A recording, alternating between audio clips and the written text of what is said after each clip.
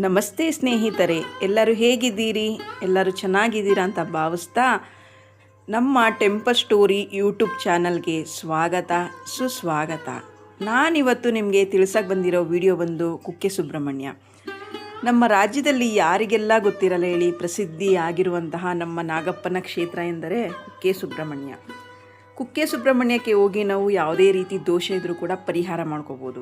ಅದರಲ್ಲಿ ಒಂದಾದಂತಹ ಆಶ್ಲೇಷ ಬಲಿ ಪೂಜೆ ಯಾಕೆ ಮಾಡಿಸ್ಬೇಕು, ಯಾರು ಮಾಡಿಸ್ಬೇಕು, ಯಾವಾಗ ಮಾಡಿಸ್ಬೇಕು, ಹೇಗೆ ಮಾಡಿಸ್ಬೇಕು, ತುಂಬ ಸಂಕ್ಷಿಪ್ತ ವಿವರದೊಂದಿಗೆ ನಾನು ಇವತ್ತು ನಿಮಗೆ ವಿವರಣೆನ ನೀಡ್ತಾ ಇದ್ದೀನಿ. ನೀವು ಒಂದಿನ ಮುಂಚಿನಾರು ಹೋಗಿ ಉಳ್ಕೊಂಡು ಮಾಡ್ಕೋಬೋದು. ಇಲ್ಲಾಂದರೆ ಬ್ಯಾಚ್ ವೈಸ್ ಇರುತ್ತೆ. ಬೆಳಗ್ಗೆ 6 ಗಂಟೆ, 8 ಗಂಟೆ, 9 ಗಂಟೆ 3 ಬ್ಯಾಚ್ ಇರುತ್ತೆ. ನೀವು ಟಿಕೆಟ್ ಬಂದು ಅಲ್ಲೇ ದೇವಸ್ಥಾನದ ಎಡಭಾಗ, ದೇವಸ್ಥಾನಕ್ಕಾದರೆ ಎಡಭಾಗ, ನಮಗಾದರೆ ಬಲಭಾಗದಲ್ಲಿ ಸೇವಾ ಕೌಂಟರ್ ಇರುತ್ತೆ. ಅಲ್ಲೋಗಿ ನಾವು ರಶೀದಿ ತೊಗೋಬೋದು. ನಾನಿದು ಒಂದಿನ ಮುಂಚೆನೇ ನೈಟ್ ಹೋಗಿದ್ವು, ನಾವು ನೈಟೇ ಟಿಕೆಟ್ ತೊಗೋತಾ ಇದ್ದೀನಿ. ನೀವು ಕೂಡ ಖಾಲಿ ಇದ್ದರೆ ತೊಗೋಬೋದು. ಅದಕ್ಕೇನಿಲ್ಲ, ಜಸ್ಟ್ ಮೊದಲು 300 ಇತ್ತು, 400 ಇತ್ತು, ಈಗ 500 ರೂಪೀಸ್ ಆಗಿದೆ ಆಶ್ಲೇಷ ಬಲಿ ಪೂಜೆಗೆ. ಇದನ್ನ ನಾವು ಟಿಕೆಟ್ ತೊಗೊಂಡು ಎಲ್ಲ ಸುತ್ತಮುತ್ತಲು ಓಡಾಡಿಕೊಂಡು ಬೆಳಗ್ಗೆ ಪೂಜೆ ಮಾಡಿಸ್ಲಿಕ್ಕೆ ಇದು 6 ಗಂಟೆಗೆ ಒಂದು ಬ್ಯಾಚ್ ಇದೆ, ಮತ್ತು 8 ಗಂಟೆಗೆ ಒಂದು ಬ್ಯಾಚ್ ಇದೆ, 9 ಗಂಟೆಗೆ ಒಂದು ಬ್ಯಾಚ್ ಇದೆ. ಇದು ನಾವು ಯಾಕಪ್ಪ ಮಾಡಿಸ್ಬೇಕು ಅಂತ ಹೇಳಿದ್ರೆ, ಅನಾರೋಗ್ಯ ಇರೋರಿಗೆ, ಮತ್ತು ನಾವು ಏನೇ ಕೆಲಸಗಳಿಗೆ ಕೈ ಹಾಕಿದ್ರು ಕೂಡ ಕೆಲಸ ಆಯಿತು ಇನ್ನೇನೋ ಅನ್ನೋ ಅಷ್ಟರಲ್ಲಿ ಕೆಲಸ ಆಗದೆ ಇರೋರಿಗೆ, ಯಾವುದೇ ಕೂಡ ಸಕ್ಸಸ್ ಕಂಡಿದ್ದವರು ಯಾರಾದರೂ ಬೇಕಾದರೂ ಕೂಡ ಆಶ್ಲೇಷ ಬಲಿ ಪೂಜೆ ಅನ್ನೋದನ್ನು ಮಾಡಿಸ್ಬಹುದು. ಅದರಲ್ಲೂ ಆಶ್ಲೇಷ ನಕ್ಷತ್ರದ ದಿನ ಆಶ್ಲೇಷ ಬಲಿ ಪೂಜೆ ಮಾಡಿಸಿದ್ರೆ ಇನ್ನೂ ಒಳ್ಳೆ ನಮಗೆ ಶಕ್ತಿ ದೊರಕುತ್ತೆ ಅಂತಲೇ ಹೇಳ್ಬೋದು. ನಾವು ಬೆಳಗ್ಗೆ ಸ್ನಾನ ಎಲ್ಲ ಮುಗಿಸಿ ಅಲ್ಲಿ ದೇವಸ್ಥಾನದ ಒಳಗಡೆ ಹೋದರೆ ಎಡಭಾಗದಲ್ಲೇ ಅಲ್ಲಿ ಸಂಕಲ್ಪ ನಡೀತಾ ಇರುತ್ತೆ. ನಾವಲ್ಲಿ ಹೋಗಿ ನಮ್ಮ ಹೆಸರು, ಗೋತ್ರ, ರಾಶಿ, ನಕ್ಷತ್ರ ಮತ್ತು ನಾವು ಯಾಕೆ ಮಾಡಿಸ್ತಾ ಇದ್ದೀವಿ ಇದನ್ನು ಕೂಡ ವಿವರಣೆ ಕೊಡಬೇಕಾಗತ್ತೆ. ಅಲ್ಲಿ ಸಂಕಲ್ಪ ಮಾಡಿಸ್ಬೇಕು. ಅಲ್ಲಿ ಅಚ್ಚುಕಟ್ಟಾಗಿ ನಾವು ಸಂಕಲ್ಪ ಮಾಡಿಸೋದ್ರಿಂದ ನಾವು ಯಾವ ರೀತಿಗೆ ನಮ್ಗೆ ಅನಾರೋಗ್ಯಕ್ಕ, ಇಲ್ಲಾಂದರೆ ನಮಗೆ ಕೆಲಸ ಕಾರ್ಯಗಳು ಸಕ್ಸಸ್ ಆಗಲಿಕ್ಕ, ಇಲ್ಲಿ ಏನಕ್ಕೆ ನಾವು ಮಾಡಿಸ್ತಾ ಇದ್ದೀವಿ ಅಂತ ಕೂಡ ಅಲ್ಲಿ ಸಂಕಲ್ಪ, ದೇವ್ರ ಹತ್ರ ಒಂದು ವಿಶೇಷವಾಗಿ ಸಂಕಲ್ಪ ಮಾಡಿಸ್ಬೇಕಾಗತ್ತೆ. ಆ ಸಂಕಲ್ಪ ಎಲ್ಲ ಮಾಡಿಸ್ಕೊಂಡಾದಮೇಲೆ ತುಂಬ ಕ್ಯೂ ಇರುತ್ತೆ. ತುಂಬ ಜನ ಜಾಸ್ತಿ ಇದ್ದರೆ ಜನಗಳ ಸಾಲು ಮಾಡಿರ್ತಾರೆ. ಆ ಸಾಲಲ್ಲಿ ನಿಂತ್ಕೊಂಡು ಬ್ಯಾಚ್ ವೈಸು 1 ಗಂಟೆಗಳ ಕಾಲ ಹೋಮ ಪೂಜೆ ಎಲ್ಲ ನಡೆಯುತ್ತೆ.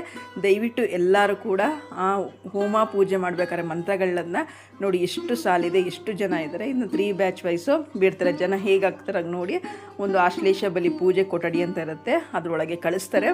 ನಾವು ಅದರೊಳಗಡೆ ಹೋಗಿ ಪೂಜೆ ಮಂತ್ರಗಳೆಲ್ಲ ಆಗೋದನ್ನ 1 ಗಂಟೆಗಳ ಕಾಲ ನಾವು ಕೂತ್ಕೊಂಡು ಆ ಮಂತ್ರಗಳೆಲ್ಲ ಕೇಳಿಸ್ಕೊಳ್ಳೋದ್ರಿಂದ ನಮ್ಮಲ್ಲಿ ರಾಹು ದೋಷ, ಕೇದು ದೋಷ ಇರ್ಬೋದು, ಇಲ್ಲ ನಾಗದೋಷ ಇರ್ಬೋದು. ಈಗ ನಮ್ಮ ಹಿಂದಿನವರು ಹಿರಿಕರು ಯಾರು ಏನು ಗೊತ್ತಿದ್ದೋ ಗೊತ್ತಿಲ್ಲದೇನೋ ಯಾವ ಹಿಂಸೆ, ಪ್ರಾಣಿ ಹಿಂಸೆಗಳು ಮಾಡಿರ್ತಾರೋ ನಮ್ಗೆ ಗೊತ್ತಿರಲ್ಲ ಅಲ್ವಾ. ಈಗಿನ ಇದರಲ್ಲಿ ಯಾರು ಮಾಡಲ್ಲ ಬಿಡಿ, ಯಾಕೆಂದರೆ ಪ್ರಾಣಿಗಳಂದರೆ ಸ್ವಲ್ಪ ಕರುಣೆಯಿಂದನಾದರೂ ಇದು ಮಾಡ್ತೀವಿ. ಆಗಿನ ಕಾಲದಲ್ಲಿ ಸ್ವಲ್ಪ ಈಗ ಜಮೀನಲ್ಲಿ ಕೆಲಸ ಮಾಡಬೇಕಾದ್ರೂ, ಇಲ್ಲಾಂದರೆ ಗಾಡಿಗಳು ಹರಿಸಿನೋ, ಇಲ್ಲಾಂದರೆ ಗೊತ್ತಿದ್ದು ಕೆಲವರು ಅದಕ್ಕೆ ಅಪಾಯ ಮಾಡಿರೋದುಂಟಲ್ವ. ಅದು ಯಾವ ರೀತಿ ದೋಷ ಕಾಡುತ್ತೆ ಅಂತ ನಮಗೆ ಗೊತ್ತಿರಲ್ಲ. ಹಾಗಾಗಿ ನಾವು ಈ ಥರ ಎಲ್ಲ ಆಶ್ಲೇಷ ಬಲಿ ಪೂಜೆ ಮಾಡಿಸೋದ್ರಿಂದ ದೋಷ ಎಲ್ಲ ಪರಿಹಾರ ಆಗುತ್ತೆ ಅಂತ ಹೇಳ್ತೀನಿ. ಅಲ್ಲಿ 1 ಗಂಟೆಗಳ ಕಾಲ ಹೋಮ ಜಪ ಮಂತ್ರ ಎಲ್ಲ ಹೇಳಾದ್ಮೇಲೆ ಅಲ್ಲಿ ನಮಗೆ ಒಂದು ತೆಂಗಿನಕಾಯಿ ಮತ್ತು 1 ಪ್ಯಾಕೆಟ್ ಕಲ್ಲು ಸಕ್ಕರೆ ಮತ್ತು ಒಂದು ಮರದ ತುಂಡು ಕೊಡ್ತಾರೆ. ಅದನ್ನ ಏನಪ್ಪ ಮಾಡಬೇಕು ಅಂತ ಹೇಳಿದ್ರೆ, ತೆಂಗಿನಕಾಯಿ ತಂದು ಸಿಹಿ ಪ್ರಸಾದ ಮಾಡ್ಕೋಬೇಕು. ಮನೇಲಿ ನಾವೇ ನಮ್ಮ ಮನೆಯವ್ರು ಮಾಡ್ಕೋಬೇಕು. ಆ ಮರದ ತುಂಡನ್ನು ನಾವು ದೇವ್ರ ಮನೇಲಿಟ್ಟು 12 ದಿನಗಳ ಕಾಲ ಪೂಜೆ ಮಾಡಬೇಕಾಗತ್ತೆ. ಆ 12 ದಿನಗಳ ಕಾಲ ಪೂಜೆ ಮಾಡಿಟ್ರೆ ನಮ್ಮಲ್ಲಿ ಯಾವುದೇ ನೆಗೆಟಿವ್ ಶಕ್ತಿನೂ ಕೂಡ ಬರಲ್ಲ. ಮತ್ತು ಅದರ ಕ್ರಿಮಿಕೀಟ ಕಚ್ಚಿದ್ರೆ ನಾವು ಅದನ್ನ ಹಾಲಲ್ಲಿ ತೆಗೆದು ಹಚ್ಕೊಳ್ಳೋದ್ರಿಂದ ಅದು ಬೇಗ ಸಂಪೂರ್ಣ ವಾಸಿಯಾಗುತ್ತೆ ಅಂತಲೂ ಕೂಡ ಹೇಳ್ತಾರೆ. ಅಂಥ ಪವರ್ಫುಲ್ ಶಕ್ತಿ ಆ ಮರದ ತುಂಡಲ್ಲಿರುತ್ತೆ.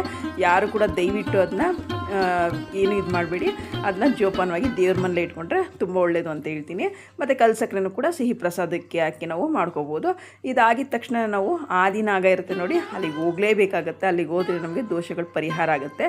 ಅಲ್ಲೂ ಕೂಡ ಪ್ರಸಾದ ತಗೊಂಡ್ರೆ ಅಲ್ಲೂ ತೆಂಗಿನಕಾಯಿ ಹೋಳು ಮತ್ತು ಅವಲಕ್ಕಿ, ಬೆಲ್ಲ, ಹಾಗೆ ಅಲ್ಲೂ ಕೂಡ ಮೃತ್ತಿಕೆ ಪ್ರಸಾದ ಅಂದರೆ ಹುತ್ತದ ಮಣ್ಣು ಕೊಡ್ತಾರೆ. ಅದನ್ನು ಕೂಡ ನಾವು ಪ್ರಸಾದವಾಗಿ ನೀರಿಗೆ ಹಾಕೊಂಡು ಕುಡಿಬೋದು. ಇಲ್ಲಾಂದರೆ ಹಣೆಗಿಟ್ಕೊಳ್ಳೋದು ಅದೆಲ್ಲ ಮಾಡೋದ್ರಿಂದ ಚರ್ಮ ವ್ಯಾಧಿಗಳಾಗಿರ್ಬೋದು ಎಲ್ಲನೂ ಕೂಡ ಪ್ರತಿಯೊಂದು ನಮಗೆ ಅನಾರೋಗ್ಯ ಸಮಸ್ಯೆಗಳು ಕೂಡ ಪರಿಹಾರ ಆಗುತ್ತೆ. ಈ ಥರ ನಿಮಗೂ ಯಾರಿಗಾದರೂ ಚರ್ಮ ವ್ಯಾಧಿಗಳಿರ್ಬೋದು, ಯಾವುದೇ ಕೆಲಸಗಳಾಗದೇ ಇರ್ಬೋದು, ಏನೋ ವ್ಯವಹಾರಗಳಾಗದೇ ಇರ್ಬೋದು, ಈ ಥರ ಏನೋ ಸಮಸ್ಯೆ ಇದ್ದಲ್ಲಿ ಖಂಡಿತ ನೀವು ಕುಕ್ಕೆ ಸುಬ್ರಹ್ಮಣ್ಯಕ್ಕೆ ಬಂದು 500 ರೂಪಾಯಿ ಟಿಕೆಟ್ ತೊಗೊಂಡು ಆಶ್ಲೇಷ ಬಲಿ ಪೂಜೆ ಮಾಡಿಸಿ ನಿಮ್ಮದು ದೋಷಗಳನ್ನು ಕೂಡ ಪರಿಹಾರ ಮಾಡಿಕೊಡಿ ಅಂತ ಹೇಳ್ತೀನಿ. ನಿಮಗೇನಾದ್ರು ಇಷ್ಟ ಆಗಿದೆ ದಯವಿಟ್ಟು ಸಪೋರ್ಟ್ ಮಾಡಿ, ಶೇರ್ ಮಾಡಿ ಮತ್ತು ಸಬ್ಸ್ಕ್ರೈಬ್ ಮಾಡ್ಕೊಂಡು ನೋಡಿ.